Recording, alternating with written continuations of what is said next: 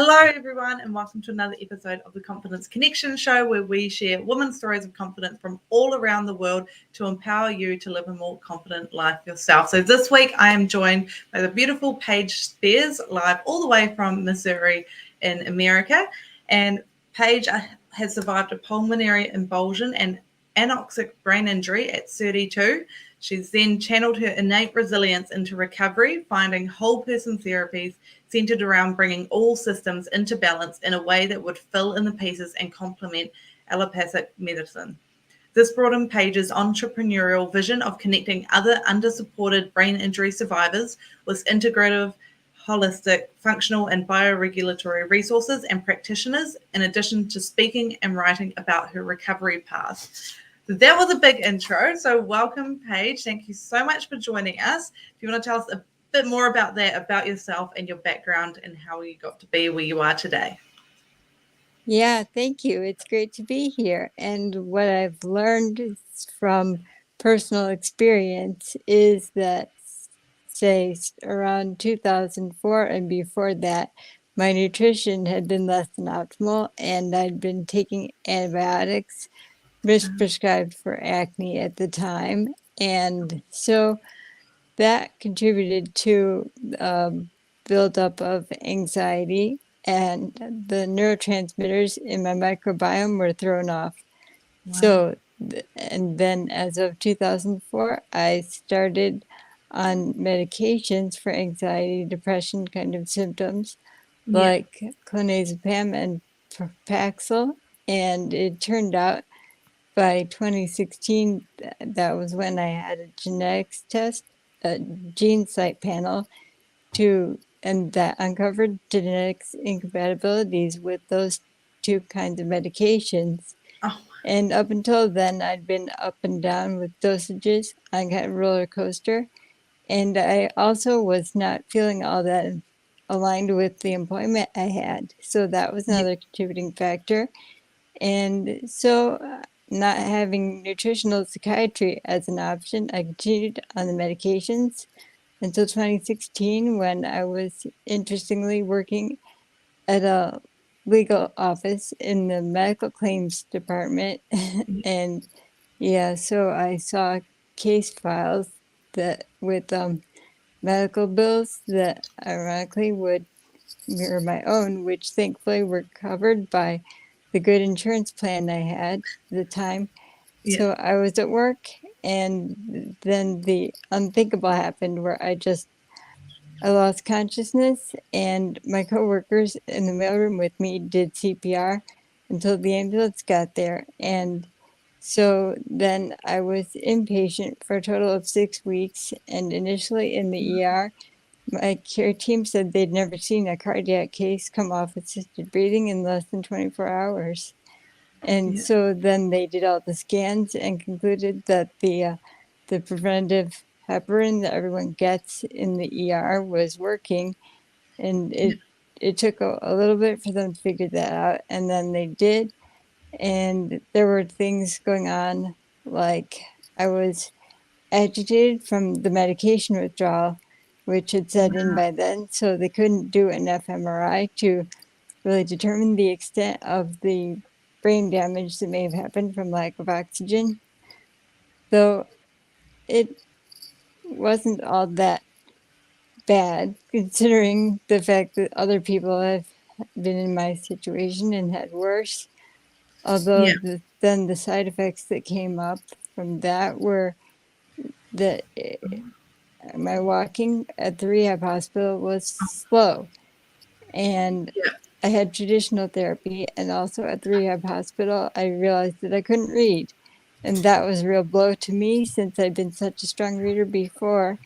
And so I was working on that and really starting over. And then it was 6 weeks post-injury and a week or so out of the rehab hospital when my lower left leg swelled up really bad and started spasming. And I've realized now that that was likely caused by, well, the PT programs in general are well-meaning, but they don't take developmental patterns into account with brain injury patients. Yeah, so So I struggled with that, and that was just I guess a collapse of developmental patterns involving walking, and that I've now learned from my somatic practitioner. My diaphragm was affected by the lack of oxygen and sudden trauma. So Yeah. I've been working on that and really regulating my breathing, and also with my functional neurologist. And I found my somatic practitioner, who is also my brain injury support group facilitator, through an event flyer outside my Reiki practitioner's office, and they knew each other. So Yeah. then I got connected with her events and her work and the support group. And I've also since then done a lot of my own research into, well, online health summits. As soon as I could read well enough to go back to social media, I Yeah. found things on Facebook and, of course, got onto all the mailing lists from there. Yeah. And I listened to a lot of health and wellness summits, and I got the information from there on Amy Zellmer's Brain Health Summit. And I'm going to be speaking at an event of hers next month on the 16th. And so I got the idea to look up a directory for a functional neurologist in Missouri, Yeah. and I found the one I go to now. And I've also referred him to my somatic practitioner, and he's been a guest speaker at our support group. And then also therapeutic horseback riding. I found that through a support group in Illinois, where I went back to Illinois to live with and recover with my parents for the year following my injury. Yeah. And yeah, so there was a support group at the outpatient rehab center there, and a therapeutic horseback riding instructor was a guest speaker there. So I got to do that twice a week in private lessons for about 8 months, and that filled in the gaps of Cool. the missing piece of horses in my life after I had started out as an equestrian major in college. And Ah, when right. that didn't quite work out, I switched my major to dance and got my BA in that.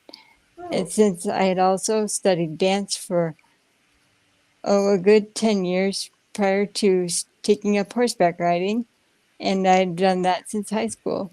So that was a good fit for me.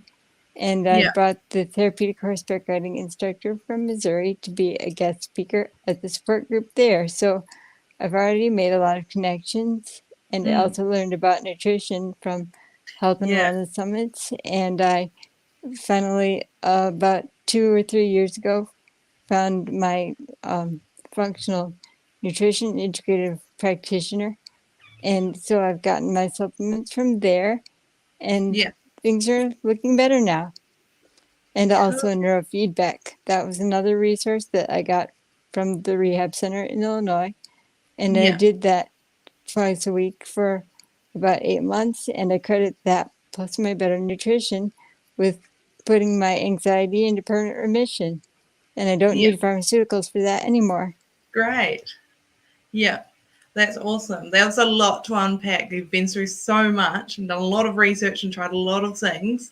It's amazing that you've got to the place where you are and that you are healing the way that you are. But I just want to go back to, you said you took the DNA test, which made you realize that the medication you were on wasn't working. So like, what made you inclined to take that DNA test? Was it because things weren't working, or you were just Yeah, curious? yeah, things weren't working so well. And I had developed quite a bit of medication tolerance, and Yeah, the dosage increases and decreases weren't working out very well. As I said, it was a roller coaster for a while.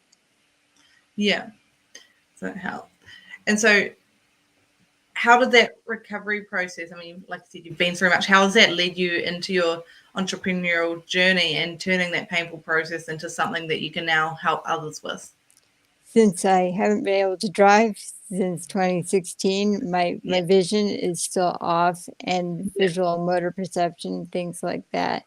Much as I've tried, the prismatic lenses in my glasses, well, it have helped, but even they can only do so much. And I actually was started out with too strong a prescription of that. yeah, And anyway, I figured after a while, by 2018, vocational rehab didn't do much for me. So I figured, well, also don't know who would hire me to be a virtual assistant, even online. So I'm going to create my own business and share the therapies that have helped me with other brain injury survivors who need the information and can get it in maybe half the time by me having done the research for them. Yeah. That's great. So you're like a one-stop shop for brain injury survivors. Yep, I'm a good connector. That's great. That's great. And I think it's important because I mean, I just think off the top of the head, I've got 2 family members who have had brain injuries, in their lifetime. And I think it's something that is more common than people think it is. And it's something that does affect you for life that people don't realize. I think it's something that you can just heal from. Whereas I know with my family members that they've healed as much as they are going to, but it's still not, they're not, who they were before. Yeah. And I've even developed a program of it, including nutrition, movement optimization, and energetic and emotional alignment. Yeah, that's awesome. So what role do you think, I mean, you've touched on it, but just to explain to people that role that you think, that long-term neglect of yourself in terms of your health and wellness, how much do you think that played a part in, your injury? And I was disconnected from my authentic self, definitely, in terms of being in the wrong employment and not knowing where else to go with that, and also nutritionally deficient. And well, who has time to plan meals and cook when you're working the 40 hours a week, as I ended up doing, although I wasn't so great at it, even when I only worked part-time. And just the whole thing of, I had been involved in some energy work groups before that, although that was only once a week, and that was kind of it. And well, I have a lot more energetic support and to keep my emotions up at a good baseline now, I'd like to think. Well, that's good. So, what sort of advice would you give to someone else who isn't taking care of their mental well-being and their physical and nutritional well-being? Well, firstly, to take a break as you can for a few days or a week or so, and really assess where you are, and be curious enough to really explore your options. Although I'm not sure how I would have gotten onto the entrepreneurial path had circumstances not come in and shifted me over, for sure. Yeah, since I didn't know what to do with my majors in school, and this all was in 2016, and that was still a ways before the whole digital entrepreneurial revolution really came in. Although it would have been nice to have learned something about this in school, like it would have been good to see project-based groups for involved in higher education. Like I would have loved to have had a project around stage performing or writing a book and being part of a collaboration in something like that. Yeah, no, definitely. And I think it will be interesting seeing how much it does come into school and teaching now that you're right, there is this online entrepreneurial boom. So it'll be interesting to see how much schools start teaching that sort of thing. Yeah. Yeah, And I consider myself a real pioneer in that regard, that I'm not only moving from employee to entrepreneur, but also doing so on disability benefits. Yeah, definitely. And like you said, I love that you look at the positives. Everything happens for a reason. And if this hadn't happened to you, you wouldn't be an entrepreneur. So I love the positive, outlook on it. And so how did you learn to recognize and honor, your experimental nature that you've kind of uncovered? That was also where human design comes in. And I listened to an interview with Karen Curry Parker on a summit type event, and I got my chart run, and I'm a generator and in quantum human design alchemist. So I followed Karen's work and attended a number of classes, and I'm in some now. And one of them is the Quantum Human Design 21-day reboot. And there's a focus on the different parts of the chart in each lesson. And I also found out that my strategy by type is to wait to respond to things that come up in life and within myself. And I realized that's what I was not doing with my employment, and I just wasn't seeing what options were available. Yeah. And also, I have the incarnation cross of Clarion, and that involves the gate of shock, and I definitely had that. Hmm. hmm That's good. So, what would you say to anyone listening who wants to start a business or share their story but doesn't know where to start? Well, I started with free events Yeah. and things like Facebook and Instagram Lives, and Yeah. connecting with other people who have done similar things. And I've shared my message wherever I have a chance to. Yeah. Yeah. No, that's great advice. Just start where you can and share your message where you can. And what's the biggest lesson that you've learned so far? To embrace my pioneering uh, life path, and to keep exploring all the available options. Yeah. That's brilliant. I like that. Keep exploring all the available options. And if you could get one message across to the audience today, what would it be? That your message, your mess is your message, and everyone has their own courageous resilience to tap into as needed. Yeah, that's brilliant. Well, thanks for sharing a bit more about yourself. Now we're going to jump into the questions I ask everyone every week, which are, of course, questions around confidence, because that's what we're here to do, to help people build their confidence. So, what does confidence mean to you? Confidence to me means a connection to inner knowing, and to go really deep with that, connection to divine inspiration and your own true nature. That's beautiful. I love that description. And how do you help people or other brain injury survivors build their confidence? Well, I share the tips and things that I've come across that have helped me, including recipe choosing and meal planning and prep hacks, and Yeah. also a booklet I'm working on to create an email list is also features a link to a meditation group that I go to every week, and I've done that since summer of 2017 every week. Nice. That's really cool. And what would you say to someone who's wanting to build their confidence but they don't know where to start?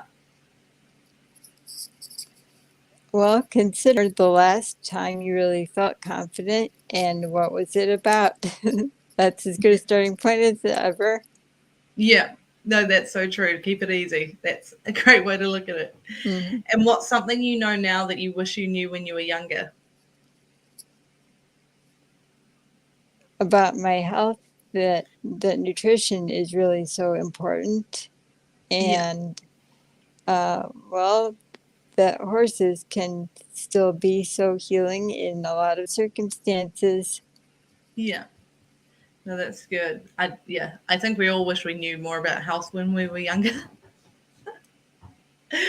And what's the best advice you've ever been given or your favorite quote?